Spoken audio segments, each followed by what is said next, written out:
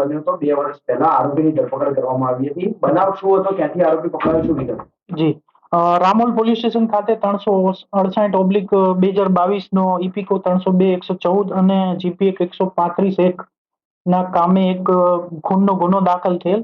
જે ખૂનનો ગુનો હતો જે એ આરોપી પોતે તથા એનો એક સાથીદાર સહ આરોપી બંને લોકો અને પ્લસ જે મરણ જનાર જે છે એમની વચ્ચે કઈ બોલાચાલી થયેલી અને એ બોલાચાલીને અંદર જ આ જે આરોપી છે જે આપણે અત્યારે પકડેલ છે એ આરોપીએ પોતાની પાસેનું જે હતું એનાથી એને સામે જનારને છુરી હલાવી દીધી, મરણ સામેવાળાનું મરણ ગયેલ.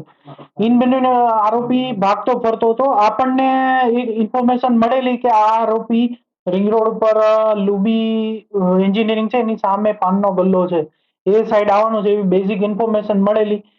એ ઇન્ફોર્મેશન ઉપર વધારે બીજું ડેવલપમેન્ટ કરેલું, ટેકનિકલ ડેવલપમેન્ટ. એના આધારે આ જે ગુનો હતો એ પહેલેથી જ મણે ઉકેલાયેલો હતો અને એમાં પહેલેથી ખબર જ નહોતી કે આરોપી કોણ છે.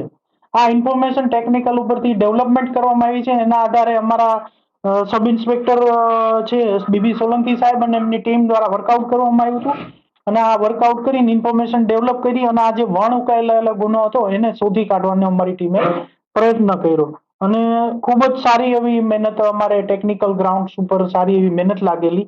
અને આ આરોપી નામ છે સુરજ જગદીશસિંહ ચૌહાણ, ધંધો બેરોજગાર છે અને રહેવાનું છે સાંઈધામ રુદ્ર કોમ્પ્લેક્સ, વસ્ત્રાપુર, અમદાવાદ.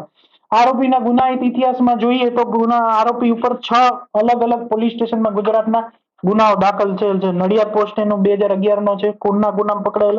વટવા પોસ્ટ એના સન 2014 ના ખૂનના ગુનામાં પકડાયેલ છે. અમરાઈવાડી પોસ્ટ એના 42/14 ના ગુનામાં પકડાયેલ, મારામારીના ગુનામાં. નવરંગપુરા પોસ્ટ એના 95/18 માં હથિયારબંધીના ગુનામાં પકડાયેલ છે.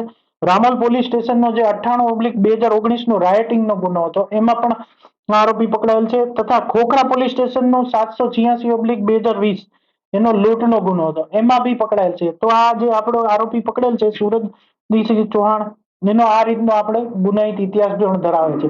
અને આની સાથે સાથે આ આરોપીની સાથે બીજો એનો જે સહ આરોપી છે એના માટે બી અમારી ટીમનો પ્રયત્ન ચાલુ છે, ટેકનિકલ વર્કઆઉટ અમારું ચાલુ છે. એ પણ અમે ટૂંક સમયમાં એમને બી હસ્તગત કરશું. મૃતક કોણ હતો અને કયા કારણસર તેના ઉપર હુમલો કરવામાં આવ્યો અને એ બંને વચ્ચે બોલાચાલી અથવા તો કારણ શું હતું? કારણમાં તો કઈ નહોતું.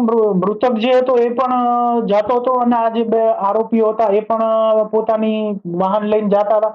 ઇન બિટવીન કોઈ કારણસર બોલાચાલી થઈ અને એમાં જ ઉશ્કેરાટમાં આરોપીએ એનું પેલું કરી દીધું. ક્યાં રહેતો હતો? અહીંયા અત્યારે મતલબ છુપાઈને વોન્ટેડ હતો, ક્યાં વોન્ટેડ? 2 વર્ષથી ક્યાં છુપાતો હતો? 2 વર્ષ અલગ અલગ જગ્યાએ છુપા રહેતો. એ હજી અમારું પેલું વર્કઆઉટ ચાલુ છે એટલે હું ડિસ્ક્લોઝ નહીં કરી શકું અહીંયા, પણ હજી સહ આરોપી માટે અમારું વર્કઆઉટ ચાલુ છે. એટલે લુપાતો છુપાતો હતો, આમાં ઇન્ફોર્મેશન ડેવલપ કરીને એના આધારે આપણે જાણ્યું. ઠીક છે જી.